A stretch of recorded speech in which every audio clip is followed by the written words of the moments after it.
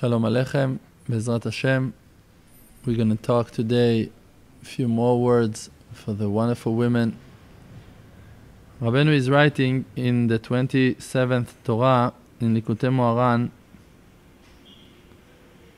that actually,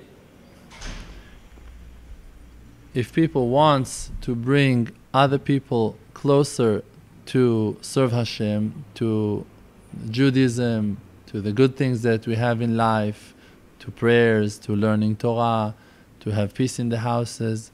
So Rabbeinu is writing in the second paragraph that a person cannot achieve that without the aspect of peace. What it means? By illuminating the face, by smiling to each other. Like that we talked before on all of that importance of being happy in the Avodat Hashem and not to be rebuked all of the time. I want to tell you a story that is written in the book of Rav Shalom that calls Women Wisdoms. And Rav Shalom over there is telling us a certain story, a real story that happened with a certain woman, that she had a very hard husband that was rebuking her all of the time and saying bad things, and she would be offended very much all of the time, and she would answer back and screaming and crying and fighting back. And she was used to go to the Shiurim, to the classes of Rav, and to read his books. And one time in one of the Shiurim, she heard that Rav Shalom said that wonderful thing that I heard from him and told you in the last Shiur also, that even if someone is rebuking you, you should know that it's all from Hashem, and that this is something that you required, something that you need to complete yourself, and to remember that it's all from Hashem and that it's all good. And that woman, she took that lesson and mamash took it seriously and started working on herself, that when her husband was rebuking her, she wouldn't be so sad and frustrated because of all of that, and she wouldn't answer him so much back. And immediately when he would rebuke her, she would go and saying to herself, everything is good, Baruch Hashem, thank you Hashem for rebuking me. And she, in a certain way, started to live alone in a certain way. She walked away from all of those arguments. Sounds frightening, right? A house that the people are not in the same level, it can be very dangerous, can create a horrible crack in the house. Who knows what's going to be the result? But she didn't have a choice. She saw that she been pulled all of the time into the frustration and sadness and all of those arguments and screamings into the night every night, and she felt that it's too much for her. So she started to pray and to talk to Hashem and to thank Hashem. After 2 weeks like those, the husband came to her and told her, I see that something is different in you.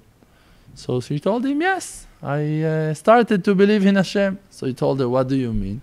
So she said, I started to realize that actually it's not you that rebukes me, it's not you that is insulting me, it's Hashem, and I'm thanking Him, and I know that actually it's all from Him, and I'm accepting everything that He's saying to me through you, and I also thanking you on all of that wisdom that you're sharing with me on what I need to do to fix myself. And she was happy while saying that to him. So he rebuked her on that, and he screamed at her that she's crazy, and he mamash fight with her and told her, you're so crazy, what's going on with you? I'm talking to you, you're not listening to me. But actually, in Hebrew we're saying that she actually took the sting out from that situation. He couldn't rebuke her anymore. It wasn't it for him. Like that, the Rabbanit, the wife of Rav Shalom, said to him once that it's not so fun to fight with him because he never answered. So This is the secret. And after a while, that husband Mamash also decided to work on his tshuva, and he asked her who is that rabbi that she's going to his classes, to the Shiurim, and he came also to meet Rav Shalom, and they had a huge progress in their lives. And the proof for that is that Rav chose that story to write in the book Women Wisdoms. So actually, to take that and to understand, a lot of times, a lot of things depends in you, even if someone else is ruining your life and rebuking you and let you feel so bad with yourself. And even if it's the reality that is pushing you down and not a certain person, just life themselves, still, if you gonna stand up back on your legs and gonna decide that you believe in Hashem, that you don't care about all of the rebukes, and you're not looking and taking those insultings and all of the sorrow in a way that's going to break your spirit, just adrabah. You're trying to learn a lesson out of that. And you're trying to realize what Hashem is telling you. And you're observing and watching and talking about it with Hashem. Without that conversation, simple conversation with Hashem, Hashem, let me understand what you want from me. What is that thing that you're doing? What is the message that you're hiding in all of those rebukes and in all of those problems that I have in my life? Please, Hashem, illuminate my eyes. Let me see. Let me realize. Let me understand. Let me figure it all out. Without that, you cannot understand. You cannot understand Hashem. Only when a person is talking to Hashem Yitbarach, he can know Him. Like people, like couples, like friends. You cannot know your friend if you're not talking to him. No way. You can see how he looks like maybe with your eyes, but you're never going to reveal his inner side.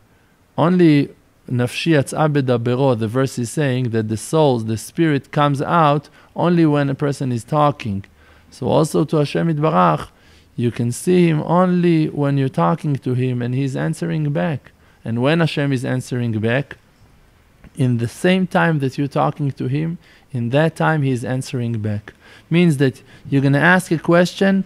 If you're going to observe on the words, the next words that you have in the Hitbodedut, in that conversation, the next words, they are the answer of Hashem Yitbarach. You're talking, and from one speech to the other, from one word to the other, Hashem Yitbarach is leading you to the answer that He's answering you. This is what that's written, that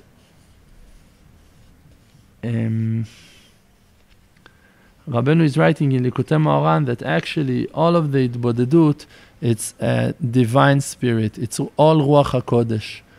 Like we're saying in the beginning of Tfilat Shmona Esra, Hashem Sfatai Tiftach, that we're declaring that we know that Hashem, you are the one that is opening my lips, my mouth, Ufi Agid Tilatecha, and my mouth gonna praise you. So actually we're aware to the fact that Hashem, He is the one that is opening our mouths.